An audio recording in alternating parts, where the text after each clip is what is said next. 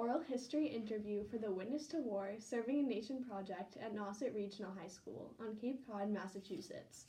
For the sake of this interview, please state your full name and community in which you now reside. My name's Joe McGrath, and I live in Quincy, Massachusetts. So the first question is, what did you want to be when you were growing up?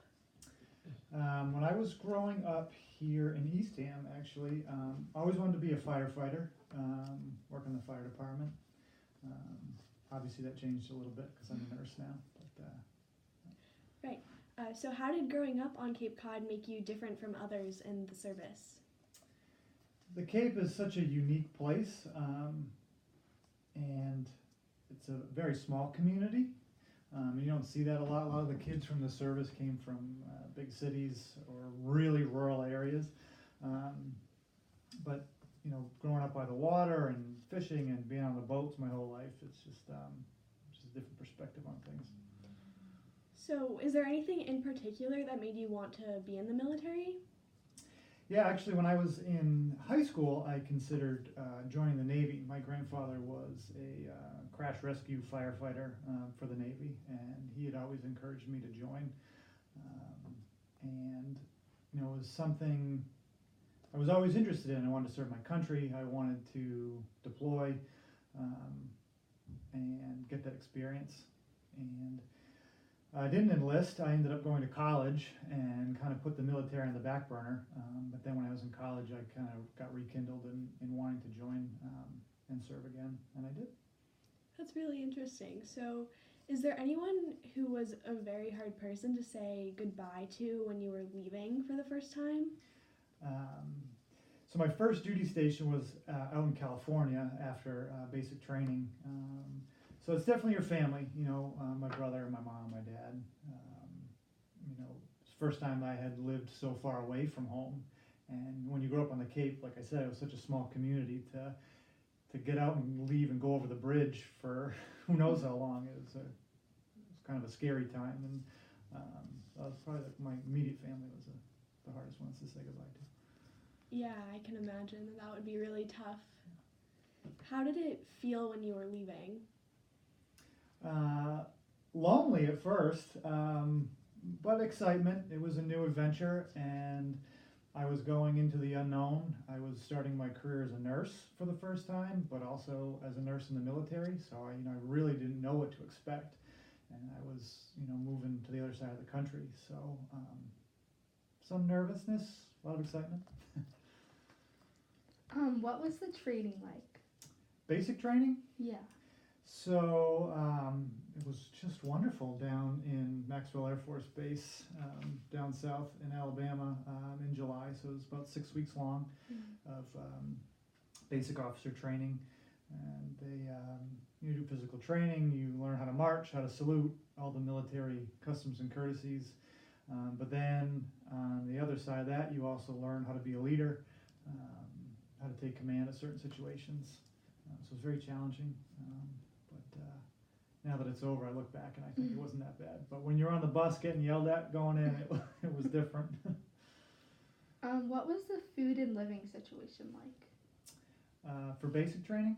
Yeah. It's actually not bad. So I went in as an officer, so they a little bit different treatment for an officer. Living was you were in a dorm, so you had a roommate, and your rooms were inspected daily to make sure your bed was made correctly and your things were clean and your uniform was ironed. Meal times, it was for the 5-6 weeks we were down there, was cafeteria style. You had a 3-minute window to get your squadron or your flight of, I think we had 25 officers formed up and lined up outside the dining hall. And if you didn't have them lined up in that 3 minutes, you'd have to eat the MREs, the box meals. So punctuality was important when you were eating. But food was pretty good. It's the Air Force where we pride ourselves on good food. What was the living situation like when you were deployed? So when I was deployed, our main base was actually out of Germany. So we were also in dorms there. I actually was fortunate enough to have my own room. A lot of times people shared rooms or shared bathrooms. When we would fly missions downrange into Afghanistan, sometimes we'd be gone for more than 30 hours, and we'd actually set hammocks up in the airplane, and we would take shifts sleeping in the back of the airplane, and then being awake and taking care of patients. What was your role in the military? So I started off as a clinical nurse, so I worked at a large inpatient hospital in California, run by the military, Air Force. And then the last few years of my military service, I was a flight nurse and did clinical training as well. What was your first mission like? Deployed? Yeah. Our first mission was out of Germany, and we flew into Afghanistan, and we flew with a crew of 5 people, so 3 nurses and 2 technicians. And we would work rotating shifts, so we would leave Germany at 5 or 6 o'clock at night, and we would fly all night long down there with no patients, and we'd get into Afghanistan at about 2 or 3 o'clock in the morning, and we'd all wake up. We would take on fuel, we would unload cargo, and then we would load patients onto the plane. I don't remember a lot of the specifics about the first mission, other than when you fly into Afghanistan,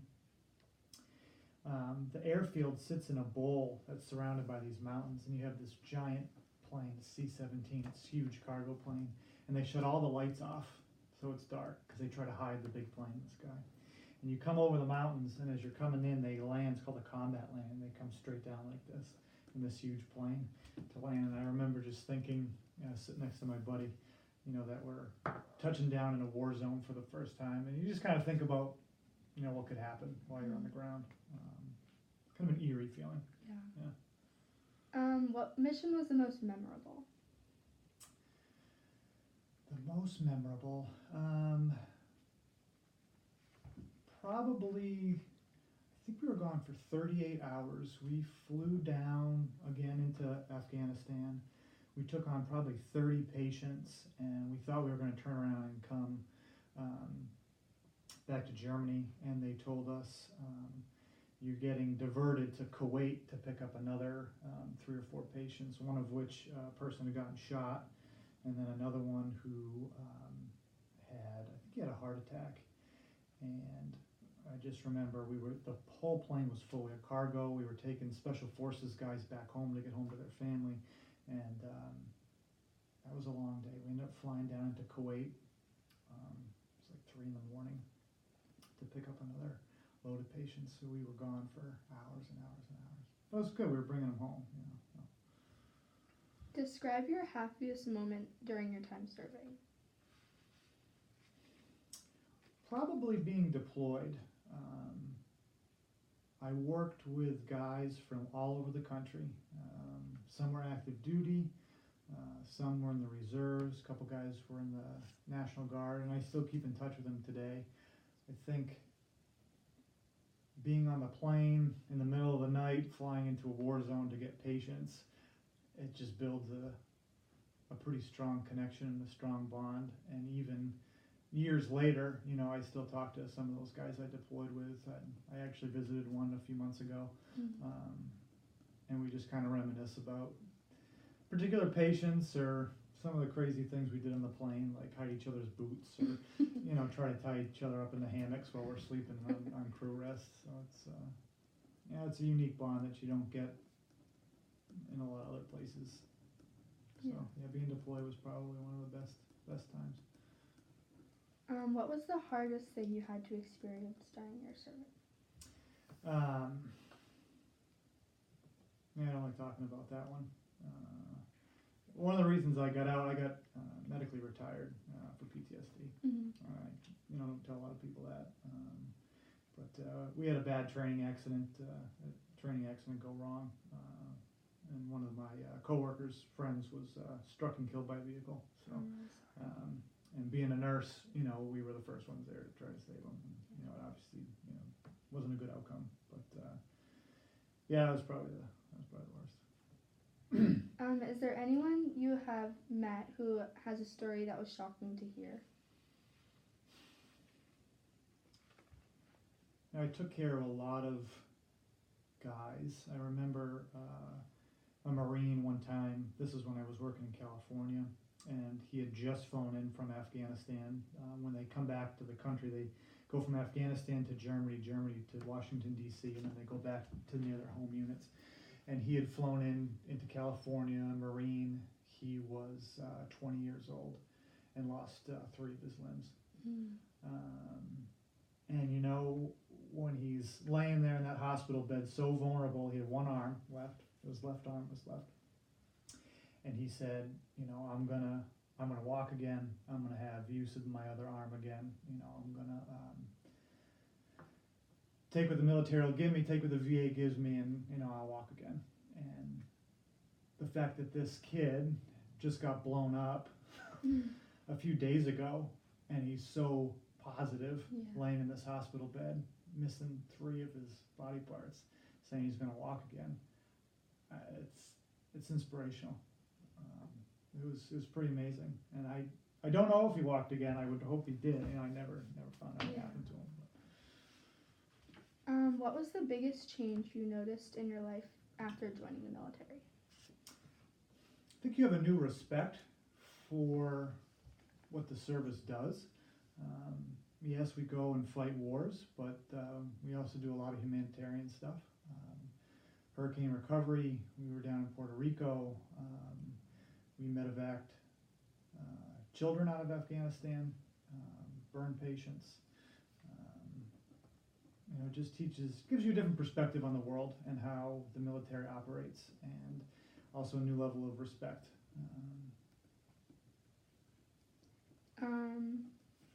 Who was the most influential person you met during service? I met a lot of influential people. Let's see. I had they're called a chief nurse, basically the lead nurse.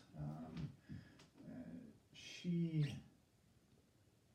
helped me a lot when I got back from deployment, and then after the accident, the training accident that happened, and just very encouraging that things would improve, and you know, help me progress my career in the military, and get me some of the training that I needed, and allowed me to practice my nursing skills in a different kind of way when I got back from deployment. Yeah, that was one of our chief nurses. She's pretty good. Colonel DeFore, Carrie DeFore.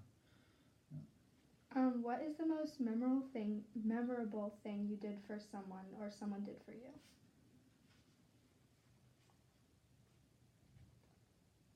We medevaced so many patients. I think after the accident on base, I keep talking about that. It really showed the camaraderie of the unit. You know, as we came together after that accident, and kind of rallied around each other, and would have dinners at each other's houses, or drink after work. But it showed how much of a brotherhood it was, you know, how much of a family you really are. And even people from all over the country can come together and support each other. It was pretty nice to see. It's pretty refreshing to see. How did you communicate with friends and family back home? When I was deployed, a lot of times when we were in Europe, we'd have little cell phones you put the cards on. But I tried to rock it old school every once in a while and write letters. My grandmother would actually, she was always would send me letters in the mail, and I tried to write back to her. So it's different now with Facebook, and you know, even in Afghanistan, there's internet, you know, which is funny. It's not, you know, you don't have to rely on just the mail. But if you did send something, you could send it for free. You didn't need a stamp when you were deployed to mail something. What did you find to be the biggest struggle throughout the war? I think, well, one, the suffering. You know, when you're down and deployed and you're bringing these guys home, I mean, you see the ones that are injured. And I didn't have any on my flight, but there were some flight nurses that would medevac, you know, the bodies of the soldiers back. You know, and you put a face on it. You see it in the news, okay, this guy was killed or this person was hurt. And, you know, you see that firsthand with these kids that are coming back, and it's pretty humbling to see that. And it's hard. It's hard to see a 19-year-old missing 3 limbs, you know. Describe the feeling when you knew that you saved someone's life. Yeah, it's a team effort. You know, there's a lot of moving parts to get somebody off the battlefield that's been shot or blown up and bring them home. It's a feeling of relief to know that they're home and they're safe and they can be with their families again. And you think you did a good job, and you know you want to congratulate the other people on your team that did it. But probably excitement, really, just to know that, okay, you know, we got you out of Afghanistan, and you're going to live, and you're going to go home and be with your family and your kids, and it's definitely a unique feeling, that's for sure. Who is someone you met that is a hero? Someone who's a hero. We're not supposed to call each other heroes. I met a lot of great people. I don't know that I can say that one person or another was particularly a hero. You know, we all had a mission to do, and we went down there and we did our job, and we came home. And you know, I know everybody on my crew would go right back out again and do it again. I worked with a colonel who was on the first combat mission into Afghanistan, and him and I flew the last combat mission out on New Year's Eve, 2014. You know, so it's amazing. You know, these guys, and he was in the Guard, so he had a full-time job, and he dedicated his life to being in the military, and you know, he would, on a volunteer basis, go and do the job, and that's pretty remarkable. What is something you thought about that would help you get through your time serving?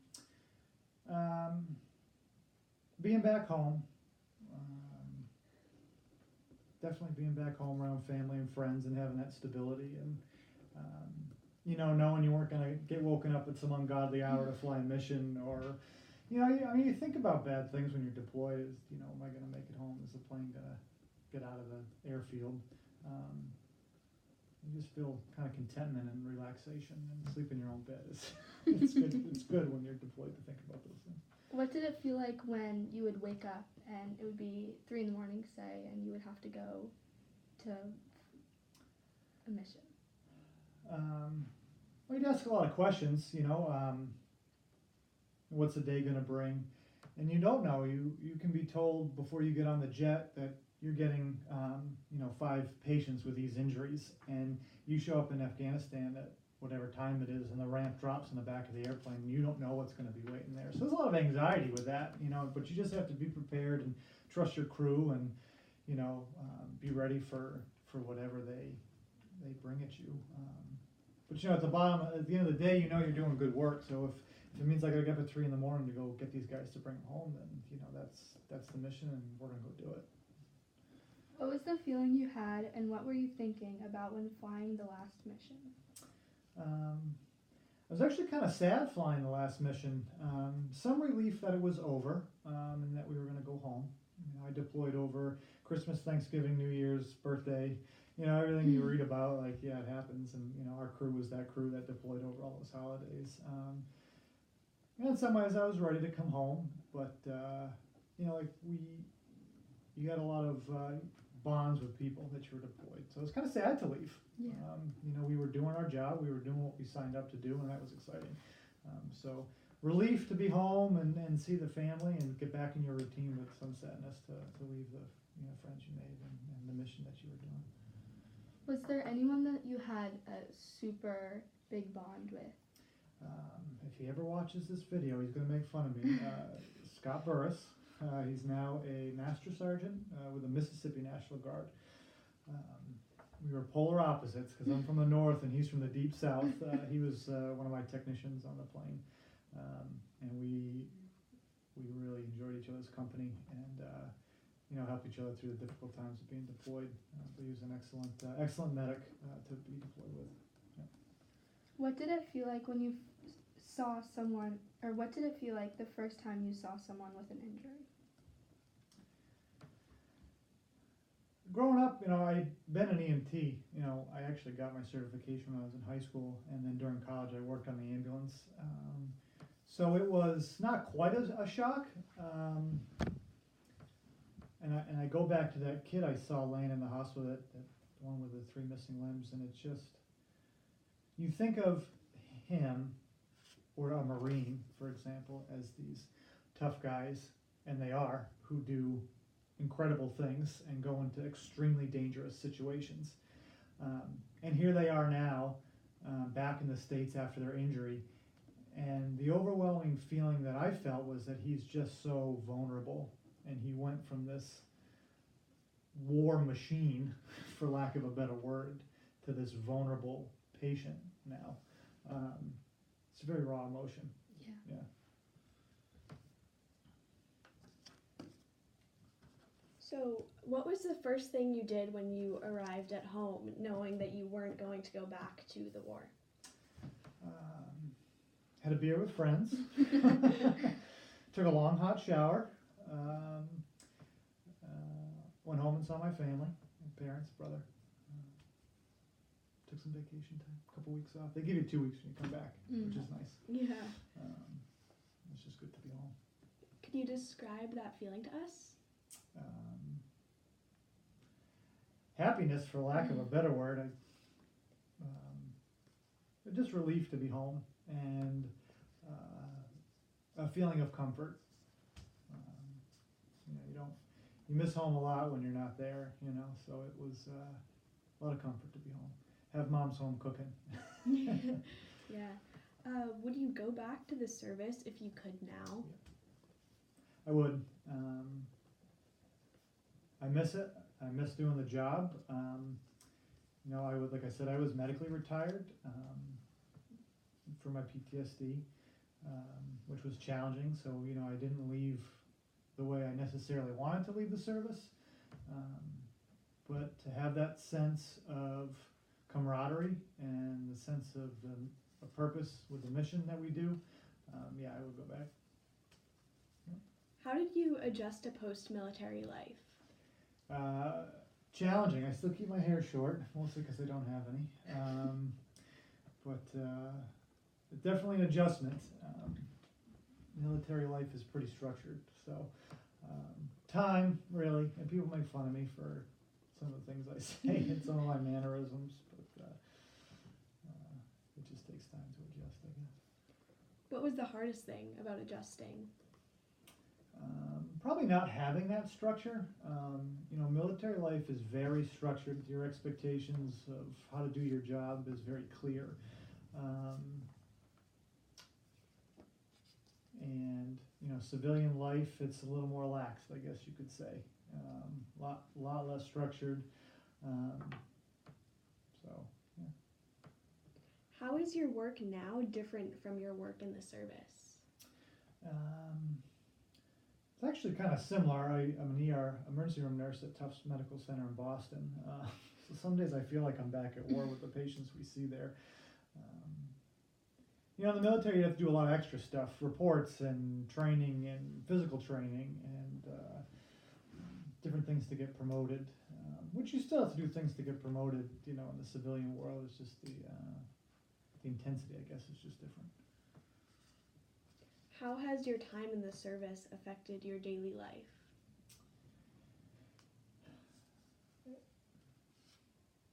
I think with the PTSD, I take medication for it, and I have good days and bad days, I guess. But it gives you a different outlook, especially being deployed, and like I said, a new respect for those guys that go out there and do the job every day, and that are still in doing it. What is something that you learned while you were serving that you still think about and do today?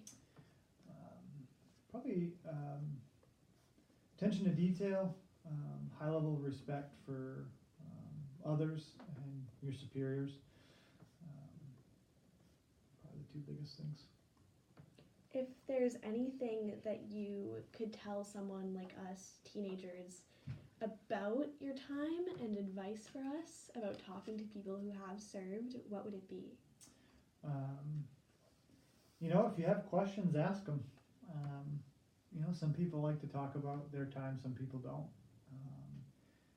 But a lot of the service members, and I think most everybody, is proud of what they did and what they saw.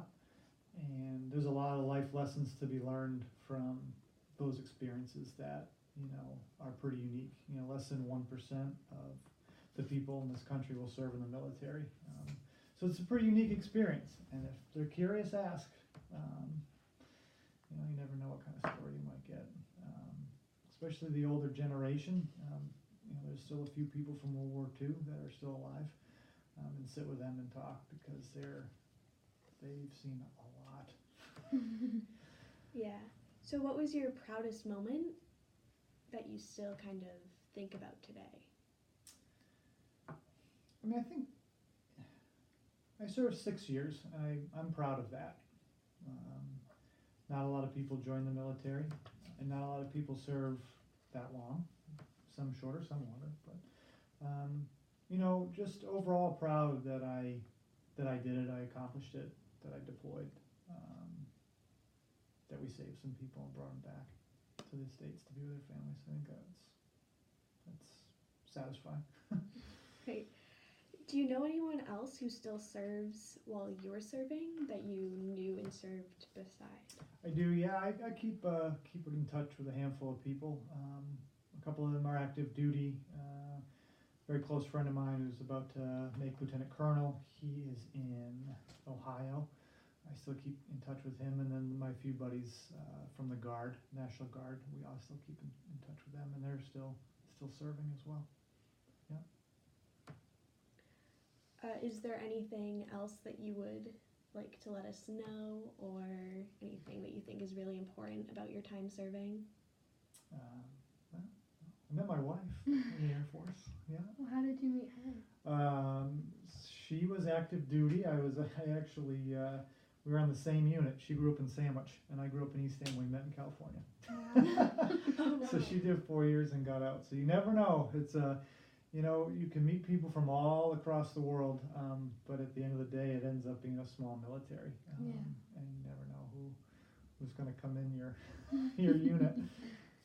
But no, that's about it. Thank you. Yeah, Thanks, thank you so guys. much Yeah, for that's talking great. to us. Thank This is great. Thanks.